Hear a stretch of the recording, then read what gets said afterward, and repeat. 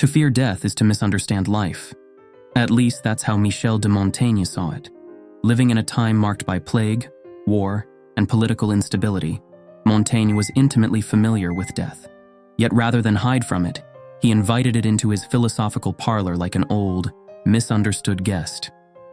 In his landmark essays, Montaigne proposes that to philosophize is to learn how to die, a phrase borrowed from Cicero, but made deeply personal in Montaigne's hands. His argument is simple yet radical.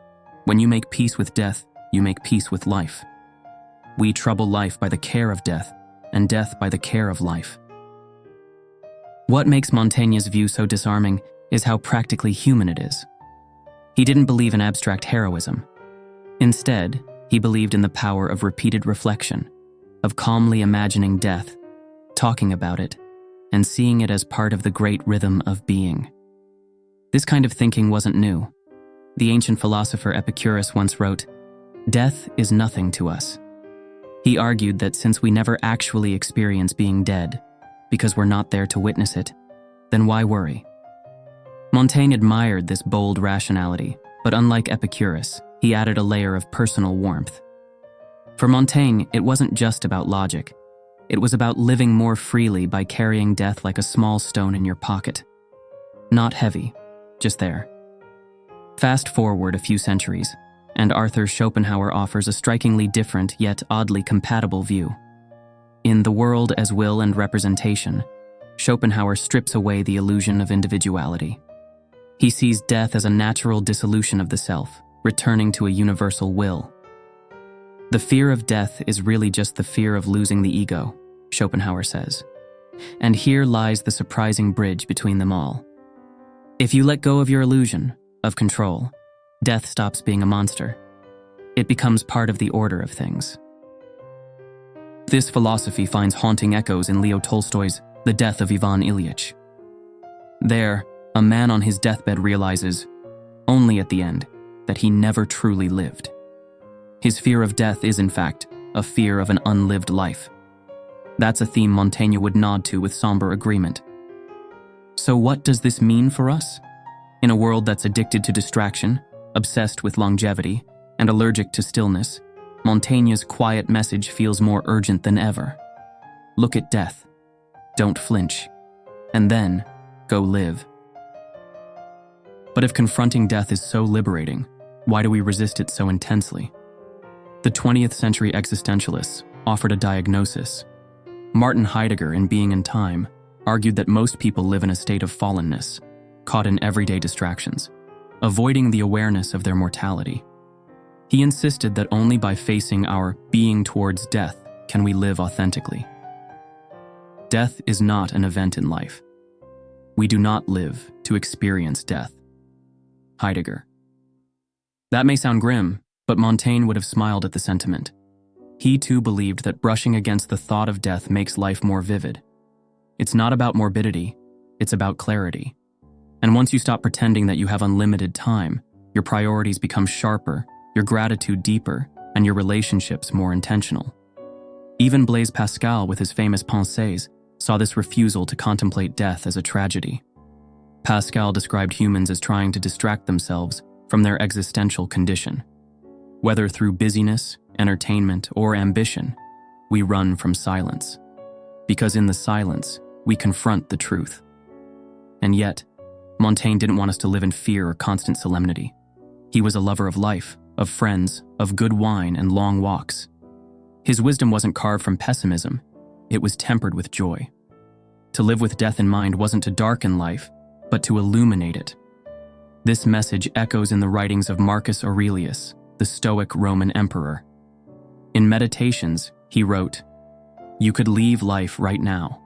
Let that determine what you do and say and think." For the Stoics, as for Montaigne, death is the ultimate focusing lens. It filters out what doesn't matter. And perhaps that's the greatest gift of mortality. It forces us to choose meaning. So, what might this look like in the modern world? It means pausing before chasing every notification. It means questioning the metrics of success. It means, simply, remembering that you are temporary. and that your presence, therefore, is sacred. And this isn't a reason to despair. It's a reason to celebrate. He who has learned how to die has unlearned how to be a slave. Montaigne. Because when you stop fearing the end, you begin rewriting the middle. You stop being a character and start becoming the author of your days. Let's turn now to someone who, like Montaigne, embraced introspection, Arthur Schopenhauer. In his profound work, The World as Will and Representation, Schopenhauer regarded life as inherently full of suffering and longing. For him, the contemplation of death was not just inevitable. It was philosophical necessity. He believed that understanding death helps us detach from the illusions of ego and desire. We begin in the madness of carnal desire and the transport of voluptuousness. We end in the dissolution of all our parts and the musty stench of corpses. Schopenhauer. Yes, Schopenhauer was blunt, but beneath the starkness lies something essential. To meditate on death is to pierce the illusion of control. What's left, then, is not despair, but clarity. In modern psychology, this echoes in Ernest Becker's The Denial of Death. He argued that most of our behavior is a response to our subconscious fear of mortality, from chasing legacy to constructing belief systems. But the antidote isn't avoidance. The antidote is courage. Courage to look death in the eye and keep living. Which brings us back to Montaigne, walking the halls of his chateau library, scribbling in the margins of his books. He wasn't trying to solve death. He was trying to make peace with it, to remind us that the soul needs rehearsal as much as the stage. To study philosophy is to learn to die. Montaigne. But here's the twist Montaigne offers us. Studying death also means learning to live. Really live. With tenderness, with curiosity, with unshakable honesty. He believed that once we shed the fear of death, we are finally free to pursue joy without clinging. It's not about renouncing life, but embracing it without illusion. So how do we, in this era of constant distraction, engage in such reflection? Perhaps it starts with a walk. No phone, just your thoughts. Perhaps it's journaling or reading Montaigne by a window while the rain taps gently on the glass. Perhaps it's staring at the stars and letting yourself feel small, but not insignificant. Because the point isn't to be fearless.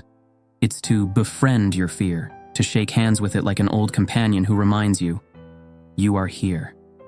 Now for a while. So if death is not to be feared, then what is to be done with it? This is where Albert Camus enters our story, a philosopher who asked, "Shall I kill myself or have a cup of coffee?" In his book, The Myth of Sisyphus, Camus describes the absurdity of life, how we seek meaning in a universe that offers none. But rather than despair, he urges defiance. Like Sisyphus endlessly pushing his boulder uphill, we persist, not because life is meaningful, but because we choose to give it meaning. There is but one truly serious philosophical problem, and that is suicide. Albert Camus. It's a bold line, a disturbing one. But Camus doesn't stay in the dark for long. He concludes that the awareness of death, the absurd, and our insignificance can lead to liberation. In other words, the moment you stop expecting the world to make sense, you become free to dance within it. This aligns beautifully with Montaigne's temperament. Not a denial of death, but a kind of friendship with it. A gentle nod to the void. And that brings us to an unexpected voice. Rainer Maria Rilke. In Letters to a Young Poet, he writes, "Death is our friend, precisely because it brings us into absolute and passionate presence with all that is here. That is natural. That is love." Here's the radical idea. Death is not the enemy. Disconnection is. Distraction. Numbness. The endless scrolling and shopping and shouting that keeps us from looking inward. Montaigne's antidote: attention, reflection, curiosity. Imagine a morning when you wake up and remember you'll die, not with fear, but with gratitude. Your coffee tastes richer, your friend's laugh lingers. The world glows. Not because it changed, but because you did. In the end, the art of not fearing death is really the art of learning how to live. Montaigne wasn't offering morbid musings. He was teaching a radical form of freedom. When we stop obsessing over the unknowns of death, we make room for the knowns of life.